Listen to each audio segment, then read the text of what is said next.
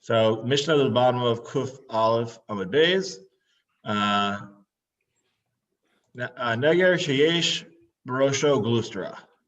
So we have here. Let me share screen because this is not going to make that much sense. Because well, as always, when we're dealing with pictures, it really helps being able to see what we're talking about. Okay. Okay. So here, because I can say the words all I want, but that doesn't make any sense. Okay. So Neger is this bolt that would be, which would basically be a part of the, like to stop the door from going in or out. Right. So basically it's a fancy door stopper. Okay. And at the top of it, there is this thing called a glustra. That's the knob.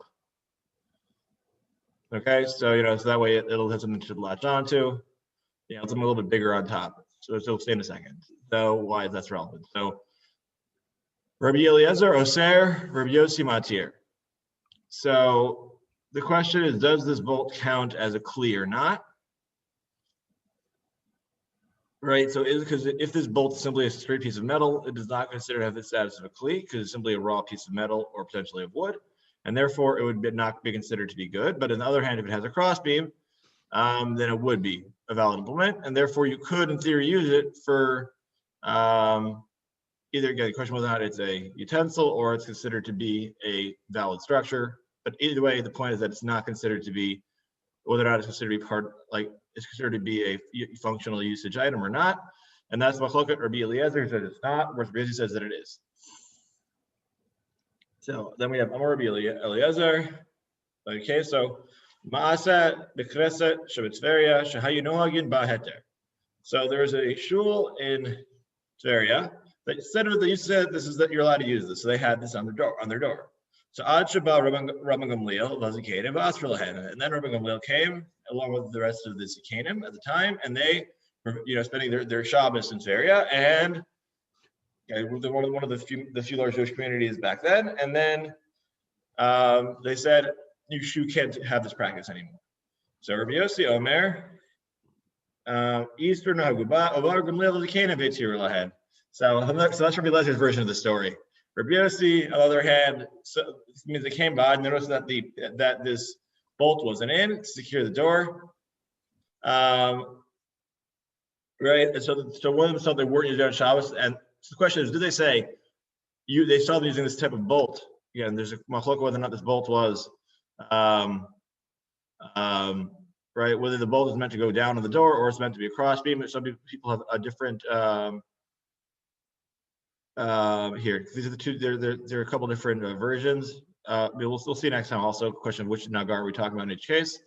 Right, I'll see you for the next one. We've got the nagar. We also have one that's a crossbeam over here. So we'll see when we get to the Gemara which one they could be. But the point being, whichever one it is, question being, is it considered to be an item in its own right? Is it considered to be part of the door or not? And are we allowed to use it? So that's our question for now.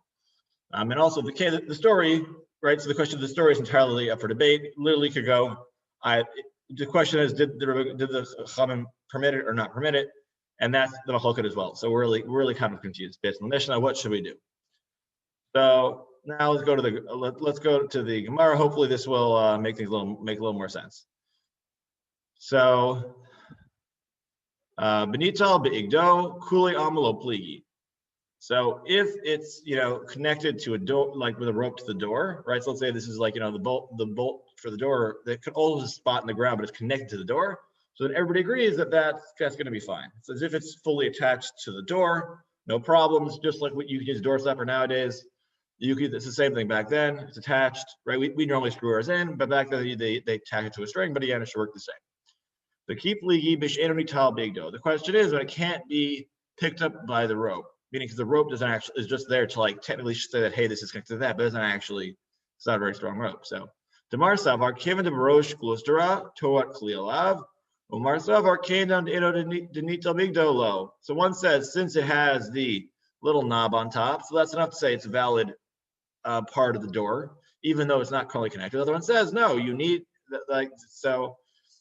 you need to actually be connected to it, and that little knob on top isn't enough.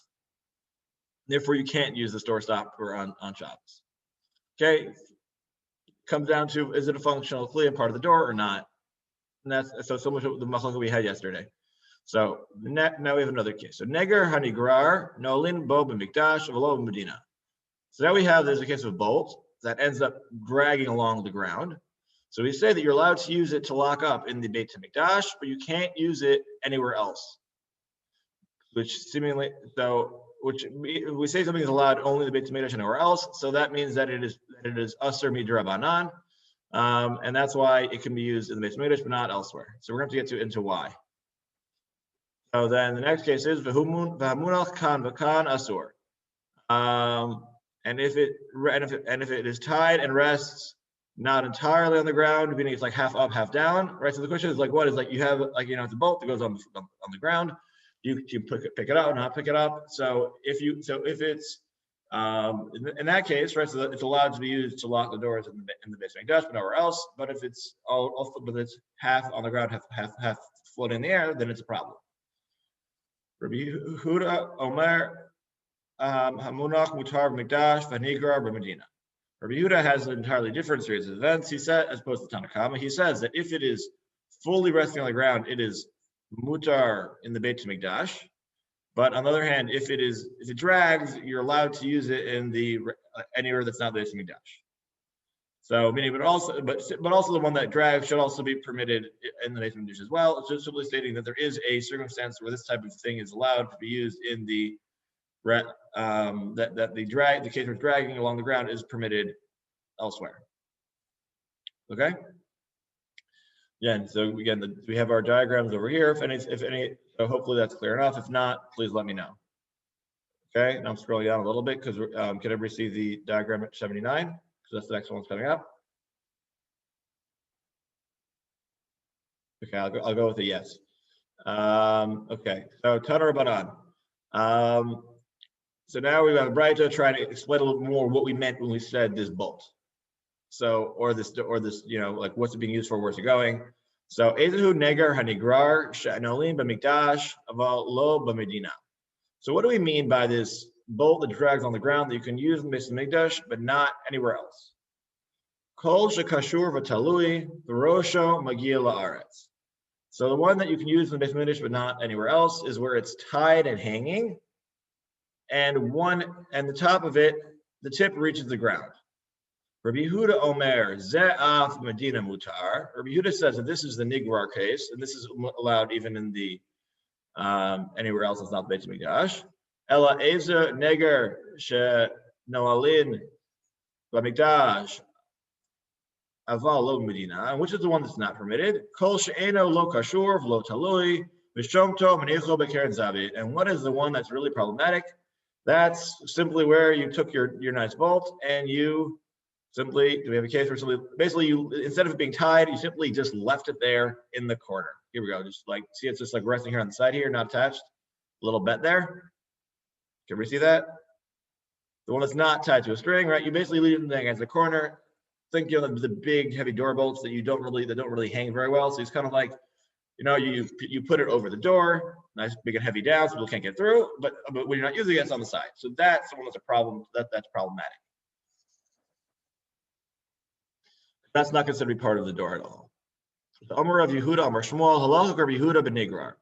So Rav Yehuda said that Shmuel, the halacha follows Rav Yehuda that as long as it's tied, even if it's half up, half down, it's allowed, even if you're not in the Beit HaMikdash. Amar Rava, v'hu shekashur badela. And Rava says, no, it's only case if the bolt is tied to the door itself. This really supposed to be tied to the door, not just tied to the wall or something else. So v'ha Rabbi Tavla ikla lemechuza v'chazalahu dehava tali beivra dedasha v'lo amr lev lamidi.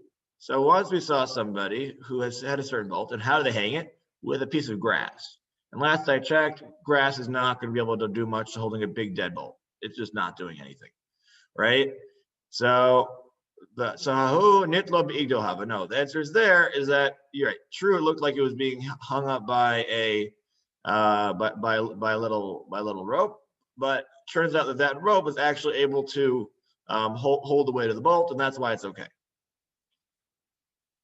So Rav Avia Ikla Harda. So one time Rav Avia was in Harda. Chazia lahu gavra dehava kakatir begemi. So then he saw that somebody was tying it with some sort of netting or reed, something not very strong, right? So basically, this is a very weak rope, right? Think like the very thin twine. Then the question is, so what's the case? So Amar din lo nitrok. So and then we saw Rav Avia say you can't lock with that because the reason seemingly because that rope isn't strong enough to hold the bolt, therefore it's no good. So by Rabbi Zira, so then Rabbi Zira asks, Nikmaz mahu. What about the case of if the bolt is currently stabbed into the ground, right? So the nikmaz would be here we go down here. That's this case, right? Because we got this nice hole going in there. The question, right? So that's where the bolt's going to go into this nice little indent there. So hopefully that'll make things different. So Amar Yosef, Mati Baile. What's the problem? Lo Shmile Hadatanya, Nishmat Asur, Nikmaz Mutar. Didn't you hear that if we say that it was the bolt was attached, it's a problem, but on the other hand, if it's still attached to the ground, it's mutter. So Rabbi Yehuda Amar Nikmaz Afal Pish Eno Nishmat Asur. But Rabbi Yehuda says that if there's a hole in the ground, that it's still allowed to be used. Even though that there's a hole in the ground where it's currently where it should be resting or is resting, it's still forbidden to use it, right? Because he requires it has to be actually attached to the door proper. So Amar Rabbi Yehuda, Amar Shmuel, Halacha Rabbi Yehuda benikmaz. And so Rabbi Yehuda, this is the name of Shmuel. We follow Rabbi Yehuda in the case of the with the bolt sticking into the ground. So over time of mine, why is that? Amar Baye mishum demechze kabona, because that's whenever you stick this bolt into the ground, it looks like you just built something every single time, right? There's this nice bolt there, and you put this nice sturdy piece of wood or metal in there, so that's clearly that very much looks like I just built a nice hole or built a new defensive structure for my building, and that's going to be a problem. Okay. So Baimine, and there went the page 1 second. Sorry about that. Sorry, the page just jumped on me. Baimine, Rav Nechume bar Zachariah me'Abaye. So Nechume, the son of Zachariah, asked Abaye, Asu lo Beit Yad mahu. So what happens if you made a handle for the bolt? Would that make it mutter? So Amrlei buchna ka'amart. So then he asked him, wait, did you say a pestle? Meaning, are you trying to make it into a different kli? So Itmar Amar Rav Nechumi Barada al Salo Beit Yad Mutar, and Rav Nechumi, the son of Barada, says if you gave it a proper place to hold, give it a proper handle, you would be allowed to use it. So when it's a straight bolt, that's a problem. But if it's clearly got a handle on it and it's meant to be used like that way, then seemingly you would be allowed to place it and remove it. So for here, how exactly that handle works, I'm not entirely sure, but we'll hopefully get some more insight based on our other cases.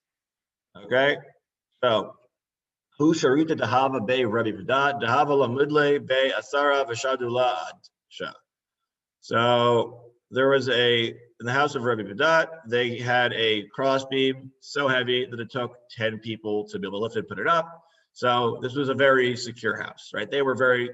Odds are they're pretty afraid of breaking in, so they had this really sturdy, crossbeam to put on top to close the door.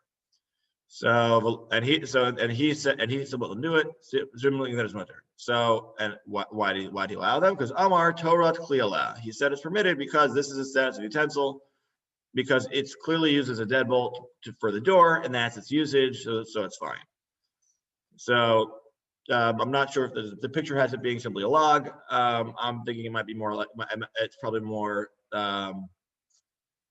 It would probably be even if it was originally a log, it's probably square, because if it's round, odds are somebody could push it much more easily and it would not serve its defense purposes. But anyways, that's just my opinion.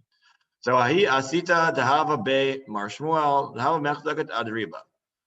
So there was a crossbeam in the, there's a mortar in the house of Mar Shmuel that could hold an adriva, which is half of a core, which is meaning it's a very large mortar that he had.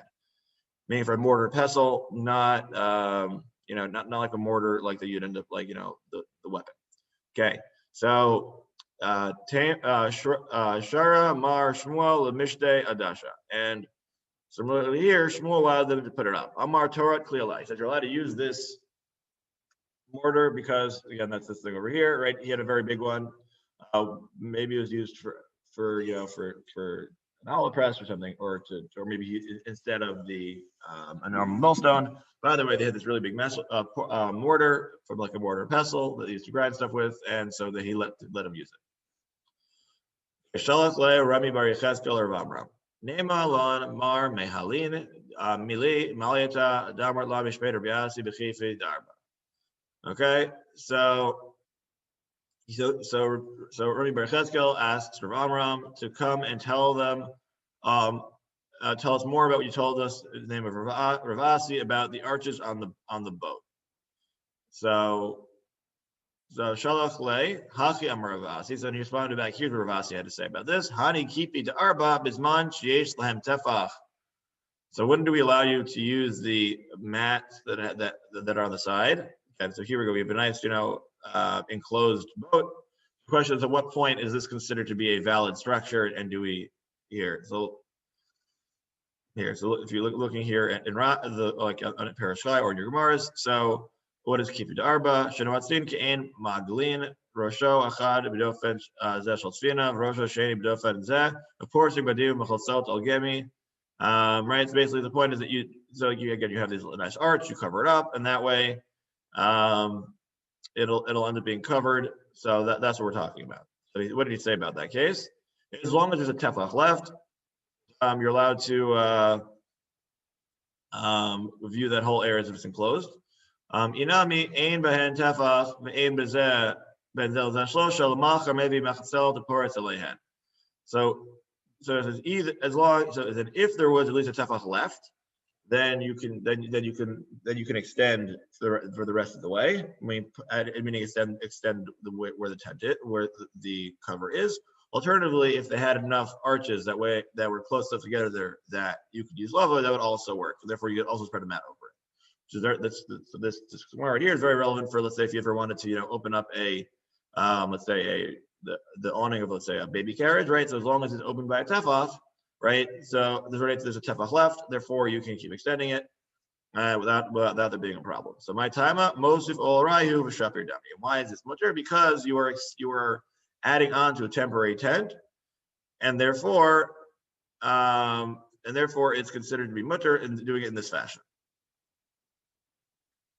As far as whether or not you're allowed, which other types of awnings or not that you can use, that's very subjective to the given circumstances. For those questions, please forward them to Rabbi Karapkin, or we're going to be sharing that another date. But again, for seeing whether or not you hopefully can open up your awning that's, let's say, on your backyard or not on Shabbos, that's a more complicated issue, which can be discussed. We'll discuss another time, hopefully.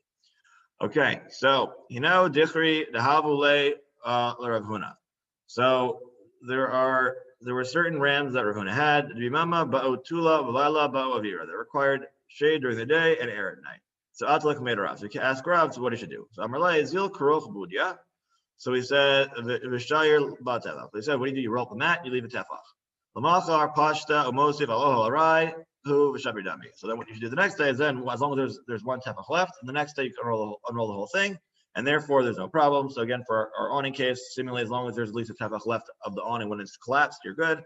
But if there's less than a tefach, then you're seemingly stuck. So Amar Rav Mishum Rabbi Chia. Vilon mutar lintoto mutar barko b'Shabbat. So Rav said in Rabbi Chia, the one is permitted to spread out and to close a vilon, meaning a window for privacy on Shabbos, even though so like that curtain, so that type of curtain is allowed to spread it and take it down, because that's not really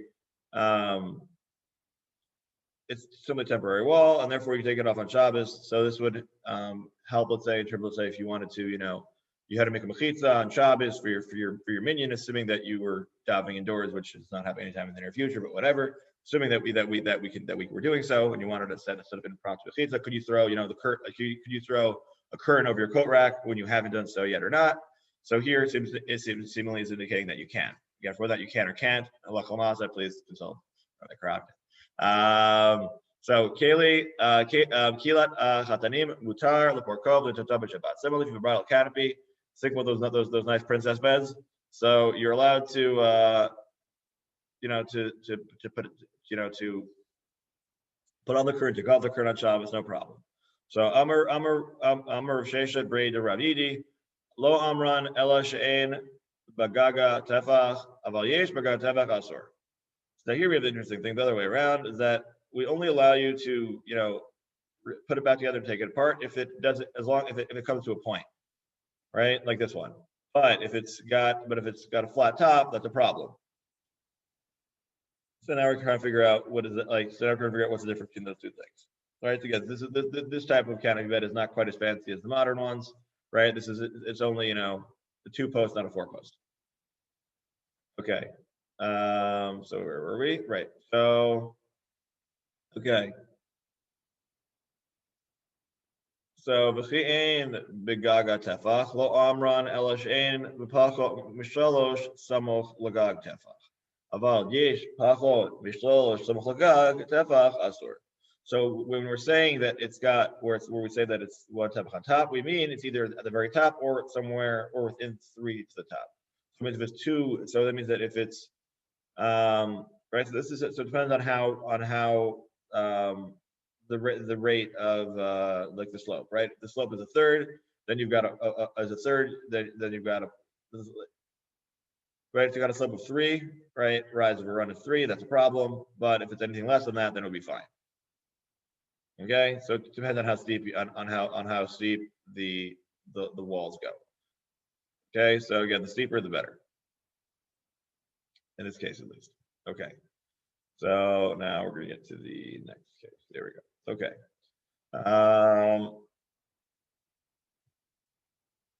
So v'chi aim b'pachot mishlosha samoch lagag tefach nami. So similarly, even if it is less than 3 handbreadths at the top, lo arman ela she'ein b'shipua tefach, aval yesh b'shipua tefach, shipui oalim k'olim damu. So when we said that, that's also when there isn't a when there isn't another one nearby that it's leaning on, but if there is that, then that'll be a problem as well. So what do those words I just said mean? So again, so it depends on let's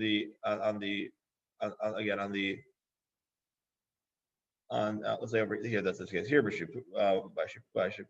Shipua, this is how it would. That's how it would. Sorry, I'm too far down. Right, so it would be like this, right? So some parts are wider and narrower. Even if you haven't initially put it on top of it, that could still be considered to be a problem. Okay, so be careful, setting up from scratch your poster bed. Depending on how it's done, you can run into issues. Right, so again, assuming that if it looks like on top of it, it looks like this is actually a tent, so that's a problem. Again, it's all based on the slope and the amount, and the amount going this way and that way will generate our problem or not. Okay. Hope that was clear. Okay, so now we're going to get to the question of, are you allowed to wear your black hat on Shabbos? So the Amar Rashisha Braid Rav Idi. Rashishi says the name of Rav Idi, Saina Shari. So he says if you have a stiff felt hat, you are allowed to wear it on Shabbos. Tanya. So we're doing in the BAYT that it's usher to wear these nice stiff hats. So loka shahab and eat beitefach, had late beitefach. Now here's the thing: is it depends on whether or not it's got when is it a problem? When it's more than a tefach past your head. When it's less than a tefach past your head, then it's mutter. So there's an actual hitter if you are wearing black hat to wear a fedora instead, because if you wear the wide brimmed hats, you might be in violation. It's really there's no halachic issue in the day. Don't worry about it. That was a joke. Okay. Okay, so El Me'ata. So rather, again, if you want to look more into that, there's some very interesting chuvas from the 19th century when it became in style to wear wide brimmed hats about why is it not usher based on this Gemara. It's fascinating. Okay, so El Me'ata. So rather, do a bit. So learn out from here. So Sharbiv beglima tefa hachinami asher. Does this mean to say that if you decided to pull your hood over your head, right, your cloak, you put your towels over too far in the morning, right, you're in violation? Like if you're saying that having too big a hat problem, el lo kasha had mehadak had lo mehadak. No, the difference is that whether or not the hat fits firmly or not. So seemingly is that the issue isn't based on whether or not you made an OL. It's based on whether or not your hat will fly off. Right. So if your hat's going to stay on your head, then you're good. If it won't, then you've got a problem. So therefore, it's not an issue of OL. It's really an issue of likelihood of flying off. So therefore, if you have a really nice big sombrero, and you want to wear it on Shabbos, it's important to make sure to wear a chin strap too. Okay, next Mishnah. Do we have a picture of the nice hat? Yeah, here we go. This guy's a smart one because he gave himself a chin strap, so it can't fly off. You will never see anybody wearing a black hat like this. You just won't. But if they want to be really machmir, that's what they would do. Okay, because otherwise, because the other thing to the issue is tevach, that it's like right? You can't. People like for job and like putting their towels to their heads. So if you put over too far, violate an issue. Don't worry. So again, that's not a problem in the end. Here it's a specific issue with the hat potentially flying off. So if you want to give somebody who wears a black hat a very nice, I guess Hanukkah present, you can give them a chin strap. See how they react. The older black hats that are well made have a little black button on the brim with a cord, and that was used to tie it, put into your lapel buttonhole to keep it from flying off, going away. Really? That's what that's for? That's what it's for. Yeah. I have never seen a single person ever use that. Neither have I, but that's why it was there. Good to know. So that's a good hakmara to have. Yeah. All right. All right. Okay. So now new Mishnah. We're done with hats. Now we're back to dealing with hinges. So machzirin sir hatachtom and mikdash v'lo medina. You can restore the lower pin of the door in the Beit Mikdash, but not anywhere else. Elyon kan v'kanasor, but the upper pin is problematic. So Rabbi Yehuda Omer Elyon Mikdash v'tachton v'medina. But Rabbi Yehuda says you can do the upper pin in the Mikdash, but you can only replace the lower pin in the Medina. So now we're trying to figure out what's going on here and like why. Again, the question is which? Again, this is a question of the Eruvin. This is more a question of binyan on the door, right? Am I building a door or not? Right. A lot of the cases we've been having, right, alternating between issues being something Eruvin related versus being something Bona related. So now we're back to the case of building. So Tanar Banan. Sir Delat Vashida Teva Omigdal, the Mikdash Mazirin, Medina Dohakin. So we said that if the lower hinge of the carriage, box, or cupboard, if you want to know what those things are, right? Those are over here. Right. So that's the Teva, Shida, the Migdal. Again, different types of cabinets and doors. So right. So B'mikdash, Magzirin. So in Beit Mikdash, they're allowed to put it back. Like actually put the hinge back and the hinge falls out. Medina, but in the Medina, you can't put the pin back in. Rather, you just kind of like shove it back in without the pin, and you hope it's going to stick. And you just it'll work just fine. So Va'elyon, right? But let's say if the upper one kan machzir gzera shema yitka. But if the other one fell off, you can't. Again, this is assuming that we have a two hinge door. So again, if only the bottom one fell off, the top one is still there. So then we simply say it'll probably still work. So you kind of like shove it, like kind of like let it, like you push it into place more or less, and it'll be okay. But if the upper one fell off, meaning that now your door is not going to be functional anymore, you can't put it back in because you might end up banging it in. If you actually banged in the hinge, you've just violated the Isser D'Oraita of Bona, right? Or Batakin. Depending, actually, it's probably, right? Yeah, no, I'm sorry about Bona, right? Because you just built yourself a nice structure. So, Shalbor, Vishaldu, Vishal Yatzia, Lo Yatzir, Vimhitzer, Chayiv Chatat. Similarly, if the hinge pin of the pit cistern or of a building fell off, you'd also be Chayiv as well, right?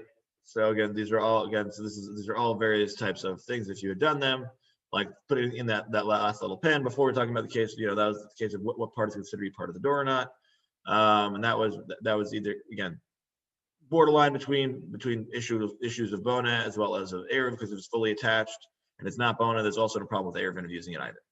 So they kind of go hand in hand, right? If it's fully right, so as far as the being attached one, it can solve an Eruv issue as well. But if you, as far as the, it's fully part of the door, then it wouldn't, then you wouldn't be any violation of Hotzah. But there's also the question of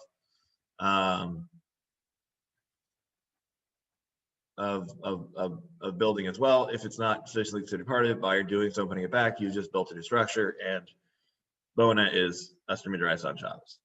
Okay, so hopefully, we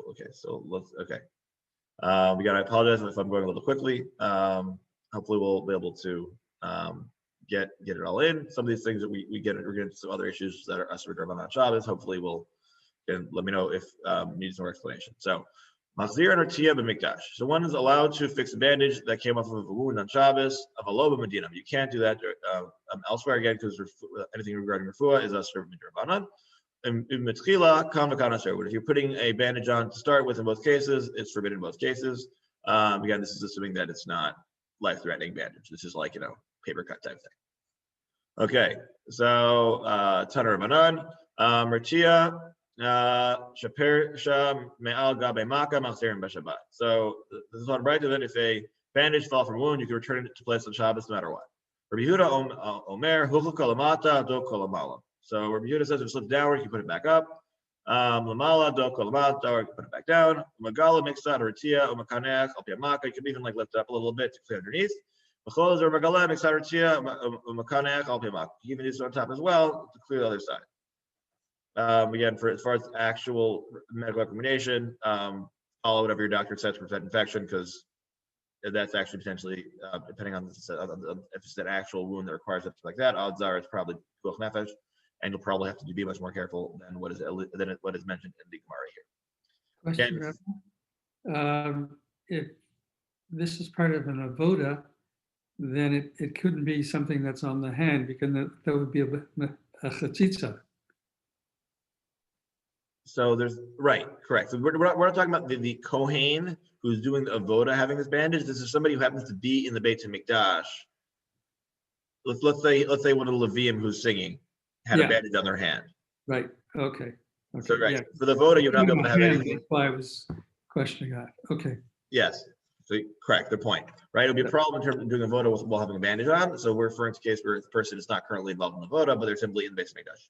So they don't have to be a Kohen, it could be Israel too. They happen to be there, and you went to the Beit Midrash today, and then you notice your bandage starts all coming off.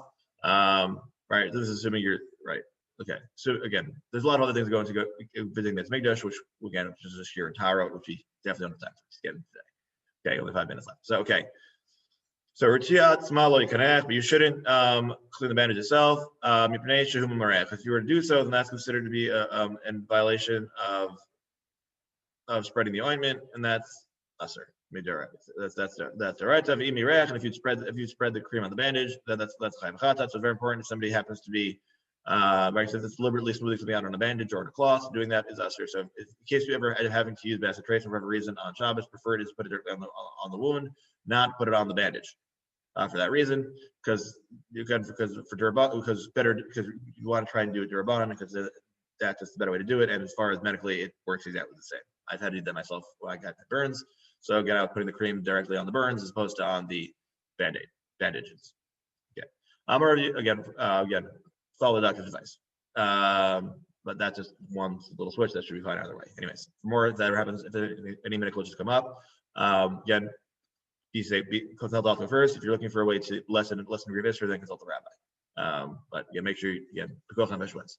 Amar Rabbi Yehuda, Amar Shmuel, Halach Rabbi Yehuda. Rabbi Yehuda said, Shmuel, Lachos Paul Rabbi Yehuda, Amar Rav Chisda, Lo Shanu Ela Shapirsha Al Gabe Kli, Val Pirsha Al Gabe Karka Divra Kol Asur. So now the question is, at what point are we are you allowed to put it?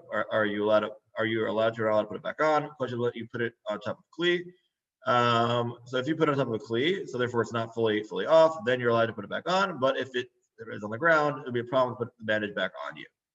So Amar Mar Baravashi. Hava Kaimna Kameaba Nafalta Le Ava Sadya Vakam Hadrale. So I was standing before my father.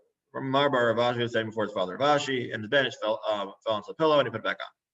So Amina Le Lo Savar La Mar Ha Laha Dam Rav Chisda Machloket Shapir Shah Gabe Kli Aval Pirsha Gabe Harkasor. Amar Shmuel Lach Rabbi Yehuda. So then he says, wait, but then he asks his father, wait, don't you right? So don't you hold it fell onto a utensil that it's fine, but if it fell to the ground that it's usher? And the halacha said that, and Shmuel's halacha followed Rabbi Yehuda, that you can't even put it on if it fell onto utensil. So Amar Li lo shmirli klomar lo svirli. So Rav Ashi said, I did not hear this teaching. That means to say I don't agree with this interpretation. That the dispute is only in the case of the bandage fell to utensil, rather than the disagree when it fell on the ground. And the halacha is that the bandage should be able to return to the wound in either case. Okay. All right. So okay. So